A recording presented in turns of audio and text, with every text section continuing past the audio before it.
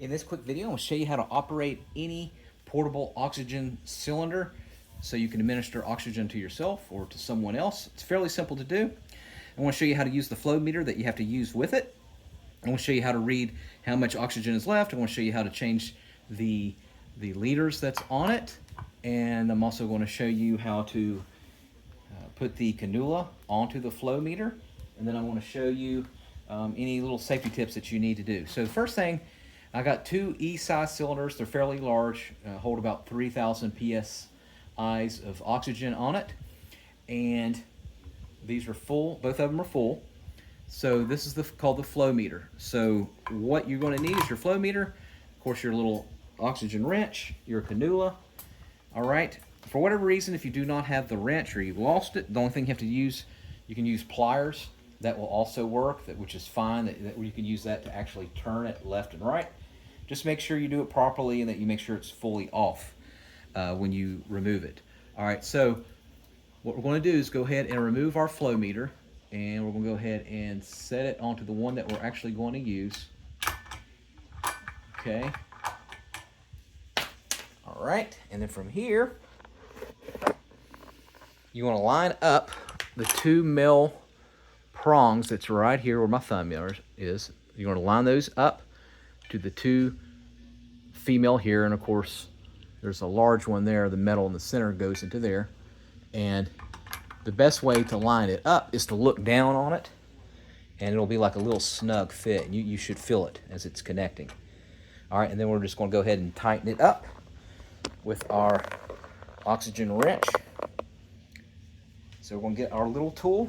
Again, you can use your own pliers if you don't have it. So we know it's lined up like that. And first we need to do is tighten it with this little thing here.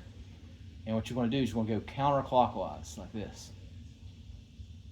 And make it snug, but it doesn't have to be completely snug, just enough there. All right. And then from there, what you're going to do is get your little tool, and what we're going to do to open it up, we're also going to go counterclockwise to your left. And after that, I want to show you how to read it, how to read the meter, and then change your liters for the patient. So the procedure is it goes from the oxygen tank to the flow meter, and then from the flow meter, it goes to your oxygen tubing that connects to here, and then to the cannula. Or you can connect, and that's what we're going to do in this video, we're going to connect the cannula directly to it. All right, so to open it up, doesn't have to be all the way, but it's fine. And you want to make sure that the liters is at 0. So as you can see here, there's a little dial. You want this to be 0 at the start.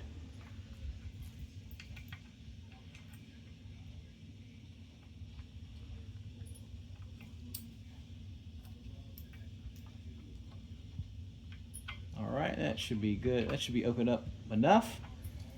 All right, now it's on. Now you want to go ahead and turn the oxygen on before you put the tubing so you can actually hear it. So this can actually go up to 15 liters per hour. As you can see here, it's 0 now. So let's go ahead and go to 0.5, 1, and like I said, it can go all the way up to 15. But we're going to set the patient at 2. And of course you should be able to hear it. And then once you hear it, then you know that you can connect your cannula and your oxygen tubing directly to it.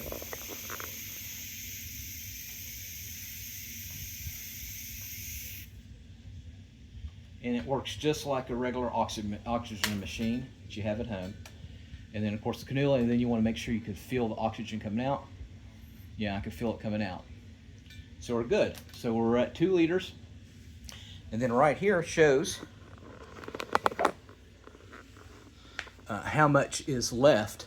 So like I said, it goes up to this E cylinder goes up to about 3,000 psi. So we got plenty left. If it gets down to red, then you know you need to get ready to use another cylinder. All right, and of course, the more higher that you have it on, the more the quicker that you're going to go through the cylinder, and you're going to need another oxygen tank.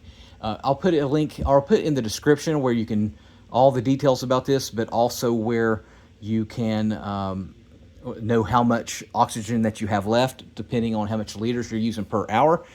So one about this size, this is an E. So if I'm only using 2, this should last approximately 10 or 11 hours. If I have it wide open to like 10 liters, for example, 15, it would only last maybe an hour. And the whole purpose of having portable oxygen cylinders like this is, of course, if your power goes out, you're not able to use your oxygen machine, or if you're traveling and you need it as an emergency, or if you're being transported, you would need that. If for whatever reason you have this on it, this just basically pulls off. You just have to be forceful with it. And little FYI tip, when you're storing it, you don't want them straight up like this, because they can fall and they can actually start exploding all over the room, and you don't want that. So you want to lay it down if you're not using it. Of course, when you're using it, you want to be straight up. But when you're not using it, you want to lay it down. All right, and now we're going to go ahead and remove everything, and this is just as important because you don't want to waste oxygen. So let's say you don't need it anymore, or you want to remove it, or being put, and you want to start using the machine. You want to go back all the way down to 0.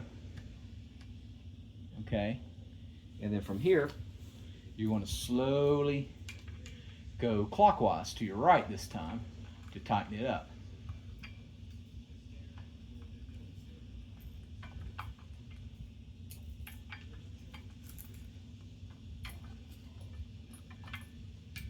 And while you're doing this, you can, all right, so it's tight, and then I'm going to remove the oxygen tubing. All right, and then let's go ahead and remove it. And you should hear a little bit of air coming through.